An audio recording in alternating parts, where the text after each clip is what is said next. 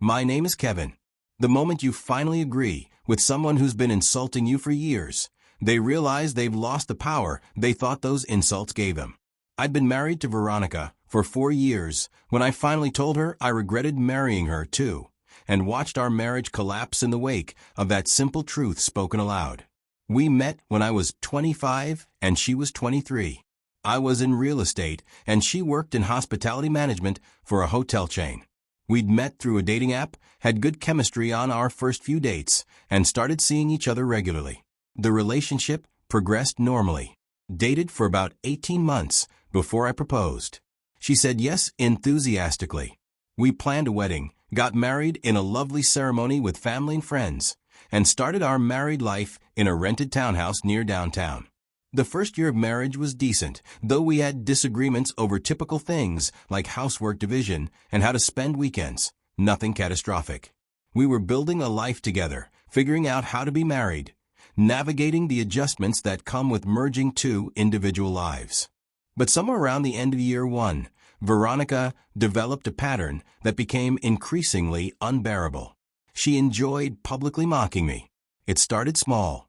We'd be with friends, and she'd make little jokes at my expense. About my job being boring. About my hobbies being childish. About my appearance, or my habits, or my family. Always delivered with a laugh. Always framed as playful teasing. The first few times, I laughed along. Figured it was just her sense of humor, that she didn't mean anything by it. That this was how she showed affection, through razzying and teasing. But it continued, and escalated. Every social gathering, every dinner with friends, every family event. She'd find ways to belittle me publicly. All delivered with that same playful tone. That same laugh suggested she was just kidding. That same expectation that I'd laugh along and not take it seriously. But the frequency and the edge behind the jokes made clear she wasn't really kidding. These weren't affectionate teases. They were disguised insults.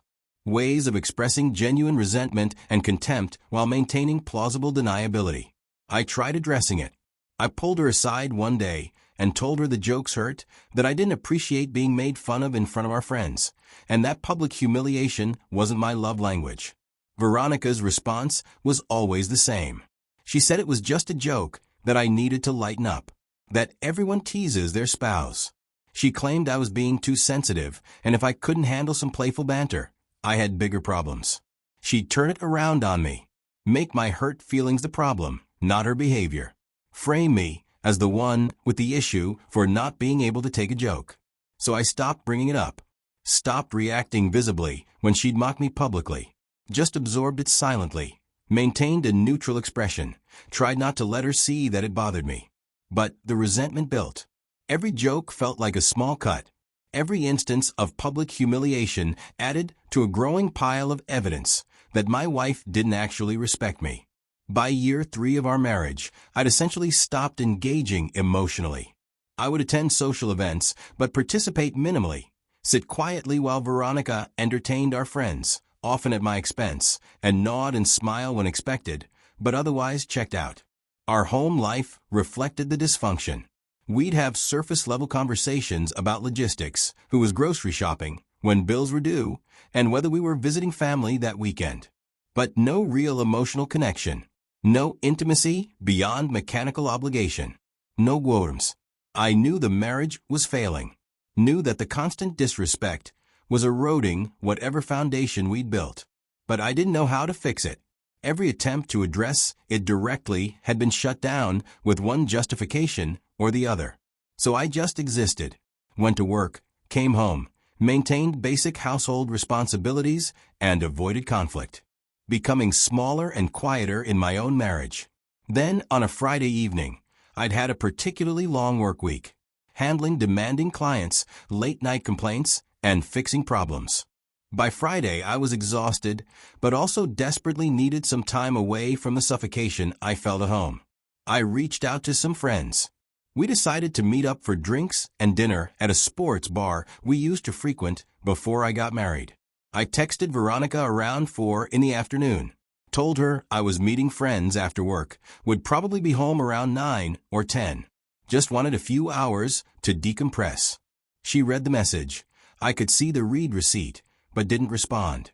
I had a good evening with my friends. Just drinks, food, and watching basketball on the bar TVs.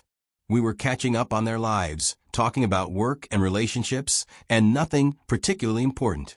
The kind of easy male friendship that requires no emotional labor. I checked my phone periodically. No messages from Veronica. Assumed that meant she was okay with me being out. I left the hangout around 8:30. Got home about 9, walking into our house feeling more relaxed due to the alcohol than I had in weeks. The living room lights were on, and I could hear voices as I opened the door. Veronica was sitting on the couch with her best friend. They were drinking wine, and clearly had been there for a while, based on the empty bottle on the coffee table. Her best friend greeted me politely when I walked in, smiled and said hello. Veronica's response was different. She looked at me with a sarcastic expression, eyebrows raised, a smirk on her face, then said loudly enough for her friend to clearly hear, "Wow, look who finally remembered he had a wife." I felt the familiar knot in my stomach, the one that appeared every time she started in on me publicly. I tried to de-escalate by explaining calmly that it had been only a few hours and that I'd been catching up with friends. Veronica rolled her eyes dramatically, made this exaggerated gesture of disbelief, then said that I'd been catching up with my childish friends instead of being home like a married man, that she swore she regretted marrying me every day. My wife's best friend laughed awkwardly, clearly uncomfortable, but not sure how to respond to her friend's venom toward her husband. I immediately felt the familiar humiliation wash over me.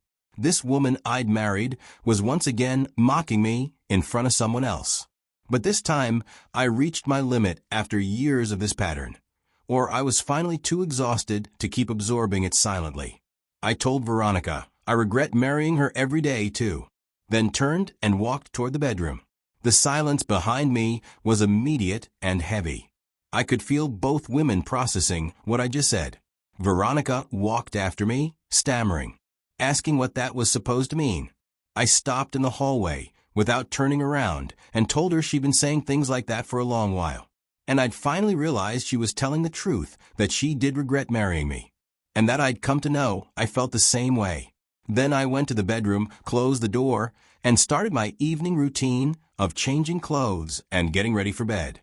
I could hear a muffled conversation from the living room. My wife's best friend's voice asking questions and Veronica's voice responding, but I couldn't make out what they were talking about. After 20 minutes, I heard the front door open and close. My wife's best friend is leaving, then silence. I stayed in the bedroom, trying to find sleep. I wasn't hiding exactly. I just didn't see the point in continuing the conversation that night. I had said what needed to be said. The truth was out now, and we both regretted our marriage. Eventually, I heard Veronica moving around the house, going to the kitchen, running water, and her footsteps in the hallway. But she didn't come to the bedroom. I went to sleep alone. Slept better than I had in a while, all thanks to the alcohol. The next morning, Veronica confronted me. I was making coffee in the kitchen when she came in, clearly having been awake for a while. She was angry. She started by saying I'd embarrassed and humiliated her in front of her best friend. The irony was so profound I almost laughed. She was upset about being embarrassed once, after years of constantly embarrassing me. I stayed calm as she went on and on. When she was done, I asked if she'd considered how I felt about being repeatedly mocked in front of friends and family, whether she'd ever thought about the humiliation she'd been inflicting on me. She tried deflecting, said those were jokes, and I knew she was kidding, that I was making a big deal out of nothing. I told her simply that I wasn't joking last night, that I genuinely regretted our marriage. Those years of her disguised contempt had destroyed whatever love I'd felt. Veronica's face cycled through emotions. Acted surprised that I felt this way. She suggested we could work on communication, that she didn't realize little jokes could hurt my emotions this much, that I would genuinely regret marrying her. I told her I wasn't interested in her suggestions because over the years, her attitude has shown she has no respect for me. I added that respect is either present or it isn't, and hers clearly wasn't. She was angry that I didn't immediately agree to her suggestion, so she walked away, telling me I was being sensitive like a baby. This singular behavior proved my point about her. Over the following days, I stopped trying to engage with Veronica beyond basic conversation. I was already emotionally detached, and when she began acting cold around me, I checked out the marriage thoroughly. It was like I was existing in the same space while planning my exit. About 2 weeks after that Friday night, I consulted with a divorce attorney. During an appointment with the attorney and a discussion of the situation, he explained that Arizona was a no-fault community property state. We'd file for dissolution, divide assets 50-50, and be done within a few months if Veronica didn't contest. I authorized him to prepare paperwork. Wanted the marriage officially ended. Veronica was served with divorce papers about 3 weeks after our Cold War. A process server delivered them to her at work. She came home that evening furious, yelling before I'd even looked up for my laptop in the guest room. She demanded to know what I thought I was doing, whether I was seriously filing for divorce, because we had a little misunderstanding that couples go through. She called me a coward for not having the guts to work on our marriage. I stayed calm as she ranted on and on. When I had the opportunity to talk, I told her there was nothing to work on, that she'd spent years disrespecting me publicly, and I was done accepting it. She tried guilting me, said I was giving up too easily, that marriage was supposed to be forever, that I'd made vows. I pointed out that she'd violated those vows repeatedly by treating me with contempt, that you can't mock and belittle someone for years, then be shocked when they leave. She fired back, claiming she had suggested we get help. I told her that she is the one who needs help. When the guilt didn't work, Veronica shifted tactics, started threatening, said she'd take everything in the divorce, that I'd regret leaving her, that she'd make sure I lost as much as possible.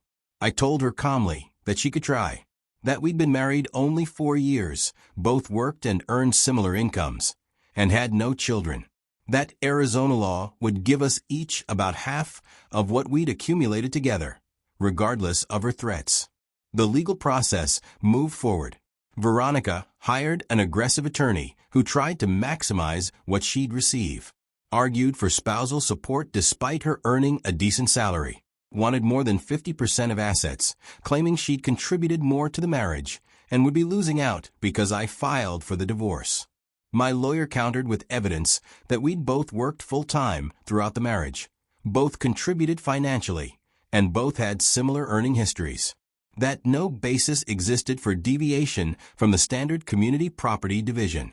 The divorce became contentious, court dates, mediation sessions, and discovery requests. Veronica is fighting for every dollar, every item, every possible advantage. The process took much longer than necessary because Veronica refused to settle reasonably. Finally reached an agreement that gave each of us roughly half of our joint assets. Our savings are divided equally.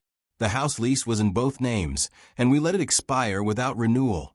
Neither of us wanted to stay there, and we split household items through negotiation. No spousal support. The marriage had been too short, and our incomes too similar. Just clean division and dissolution. The divorce was finalized after 2 years of back and forth. 4 years of marriage ended with legal documents and asset division.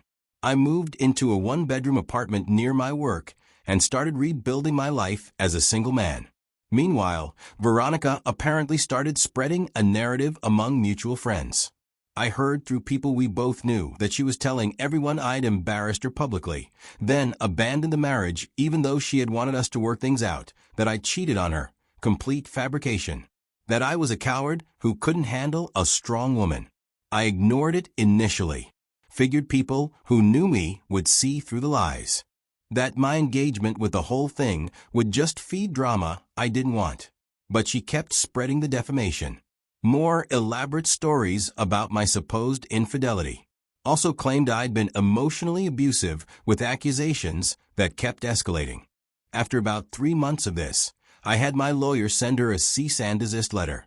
It was a formal legal notification that her false statements constituted defamation, and if she continued, I'd pursue legal action for damages to my reputation. The letter worked. The rumors stopped almost immediately. Veronica apparently realized that libel claims were serious, and that I had documentation of her pattern of public disrespect that would undermine any claim that I was abusive. Since then, I've heard nothing from her. We have no children, no shared property, no reason for contact. She's disappeared from my life completely, and I've never felt more relieved.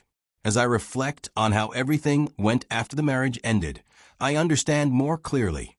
I learned that public humiliation disguised as jokes is still abuse. That Veronica's pattern of mocking me wasn't harmless teasing. It was a way of expressing contempt while maintaining plausible deniability. I learned that when someone tells you repeatedly they regret being with you, believe them, even if they frame it as a joke. Even if they say you're too sensitive to be hurt. They're revealing their true feelings. I learned that respect can't be negotiated or counseled into existence. Either someone respects you or they don't. And once respect is gone, love can't survive. I learned that staying silent in the face of disrespect enables more disrespect.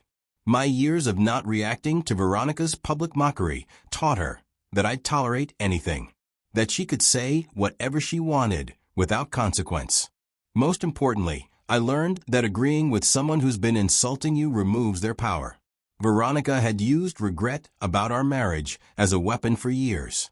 The moment I said I felt the same, the weapon disappeared. She couldn't hurt me with something I acknowledged as true. Some people think I gave up too easily, that those 4 years of marriage deserved more effort, and I should have insisted on counseling or tried harder to address the communication problems. But those people didn't live in my marriage, didn't experience years of being made fun of in front of friends and family, didn't feel the slow erosion of self-worth that comes from constant public humiliation. I'd tried addressing it and had asked her repeatedly to stop, explaining to her that her jokes hurt. She dismissed my concerns every time, told me I was too sensitive, and refused to modify her behavior. At some point, continued trying becomes just accepting abuse. And I finally chose to stop receiving it. Veronica wanted a husband she could treat however she wanted, and he would bend every time. Someone who'd absorb her contempt silently. Someone whose humiliation she could use as entertainment for friends. I wanted a partner who respected me, who built me up rather than tearing me down, and who didn't need to diminish me to feel better about herself. We wanted incompatible things. So the marriage ended. She got upset because, for the first time, there were consequences for her behavior. For the first time, I didn't just absorb the insult and move on. I agreed with her, and that agreement destroyed the dynamic she'd been maintaining. Because the dynamic required me to protest, to defend myself, to prove I wasn't worthy of regret. The moment I stopped protesting and simply agreed, the whole structure collapsed. I regretted marrying her. She regretted marrying me. So we stopped being married. Simple logic. Simple solution. The execution was complicated because she fought it. Because she apparently wanted to continue the marriage despite claiming to regret it. Because she wanted the security of being married while maintaining the freedom to disrespect me. But I was done providing that security while accepting that disrespect. Veronica taught me that an unhealthy partnership looks like when some people view their spouse as a target rather than a teammate. And she taught me that walking away from that dynamic is the only self-respecting choice. I don't regret leaving. Don't regret the divorce despite it being difficult and expensive. I only regret staying as long as I did.